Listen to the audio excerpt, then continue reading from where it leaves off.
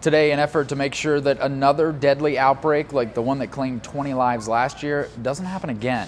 Local leaders responding to an audit that highlighted city and county shortcomings throughout that outbreak. 10 News anchor Jim Patton is joining us now live downtown. And Jim, we are talking about empowering health officials here. Yeah, Brian, that's absolutely right. And I want to show you very quickly. The bill is pretty succinct in its current form, probably a paragraph.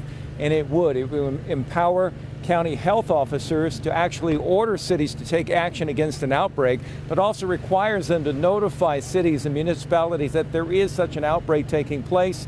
And take a look at what Todd Gloria had to say, that it avoids treating them like they're the homeless. You fiddle with your car radio until the light changes because you just don't want to look at the panhandler. That same approach, I think, was on evidence in this hepatitis outbreak, and that can no longer be the case.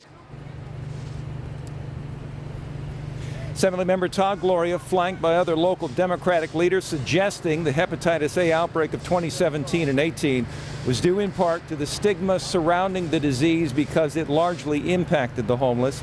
We should note the city's response to that outbreak ongoing, as we found even today crews working to sterilize walkways in Logan Heights, their work around the city contracted for years to come. But backers of AB 262 say the bill is much broader than any specific case and will apply to any infectious outbreak that may happen, requiring public health officials to promptly notify and even order action by governments to deal with it. To the extent that this bill corrects this problem and says very clearly that those folks who passed away did not die in vain, that's the intent of what we're doing here.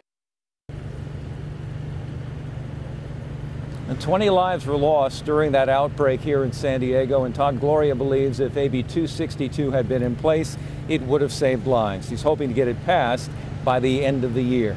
Reporting live downtown, Jim Patton, 10 News. Thank you, Jim.